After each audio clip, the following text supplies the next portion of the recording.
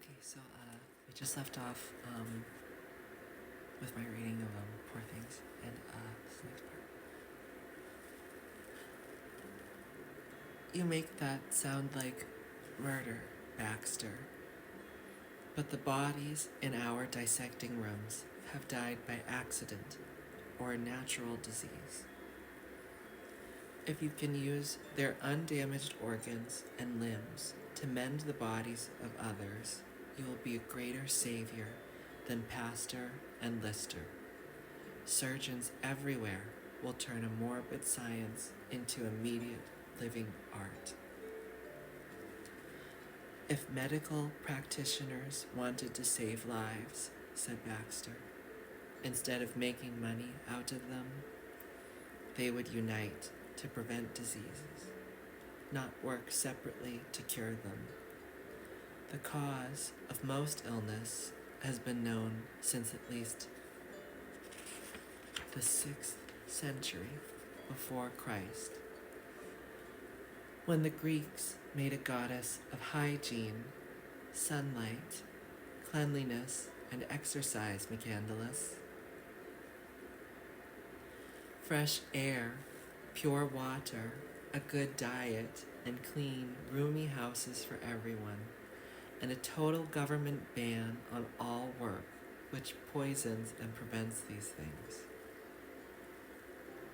Impossible, Baxter. Britain has become the industrial workshop of the world. If social legislation arrests the profits of British industry, our worldwide market will be collared by Germany and America, and thousands would starve to death. Nearly a third of Britain's food is imported from abroad. Exactly. So until we lose our worldwide market, British medicine will be employed to keep a charitable mask on the face of a heartless plutocracy. I keep that mask in place by voluntary work in my East End clinic. It soothes my consciousness. To transplant a simple abdomen would need an operation lasting 33 hours. Before I started, I would spend at least a fortnight discovering and preparing a body compatible with my patients. In that period, several of my poor patients would die or suffer great pain through lack of conventional surgery. Then why spend time refining your father's techniques? For a private reason, I refuse to disclose to you, McCandless. I know this is not the frank answer of a friend, but I now see you were never my friend, but tolerated the company of a harmless, insignificant madman, because other well-dressed students would not tolerate yours. But have no fear for the future, McCandless. You are a clever man. Not brilliant, perhaps, but steady and predictable, which people prefer. In a few ways, you will be an efficient house surgeon. All you hunger for will be obtained: wealth, respect, companions, and a fashionable wife. I will continue to seek affection by following a lonelier road.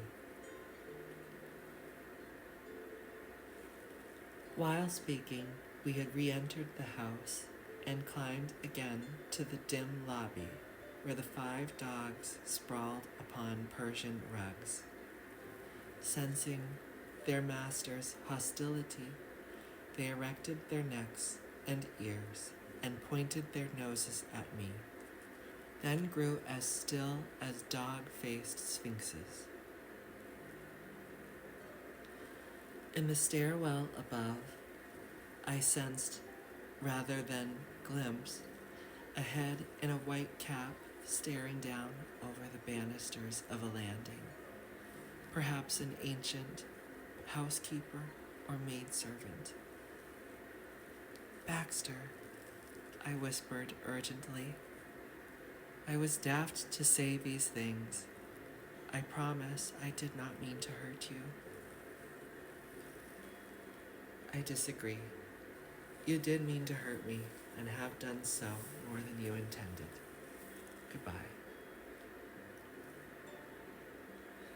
He opened the front door for me. I grew desperate. I said, Godwin, since you have no time to publicize your father's discoveries and your refinements on them, lend the notes to me. I'll make it my life's work to publicize them. I'll attribute everything to you, everything, without ever trespassing on your valuable time. And when the public outcry comes, for there will be huge controversy, I will defend you. I will be your bulldog, just as Huxley was Darwin's bulldog. McCandless will be Baxter's bulldog.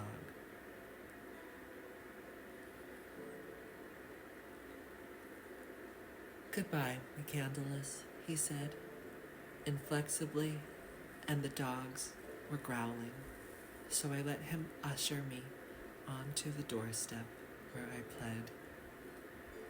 At least let me shake your hand, Godwin. Why not? He said, and held one out. We had never shaken hands before, nor had I looked closely at his. Perhaps because, in company, he kept them half hidden by his cuffs. The hand I intended to grasp was not so much square as cubical, nearly as thick as broad, with huge, thick first knuckles from which the fingers tapered so steepishly to babyish tips, with rosy wee nails that they seemed conical. A cold groove went through me. I was unable to touch such a hand. I shook my head wordlessly at him, and he suddenly smiled as he had done in earlier days when I winced at the sound of his voice. He also shrugged his shoulders and shut me out. And there's a treat, there's a little drawing. Picture book. Let me just look at the pictures. Okay, so we're on chapter 4. Then came the loneliest months I have known. Baxter no longer came to the university. The bench was removed from his old workspace, which became a cupboard again. I strolled around Park Circus at least once a fortnight, but saw nobody enter or leave his front door, and I lacked courage to climb the steps and knock. Yet clean, unshuttered windows showed the house was occupied, and I should have realized that when not with a visitor, he would prefer to use the servants' entrance through the back garden. My longing for his company was not mercenary, for I no longer thought him a scientific miracle worker. My studies showed we could not even graft the forepart of a worm or caterpillar to the hind part of another. And I think that's a good leaving off point for this part. So I'll see you guys in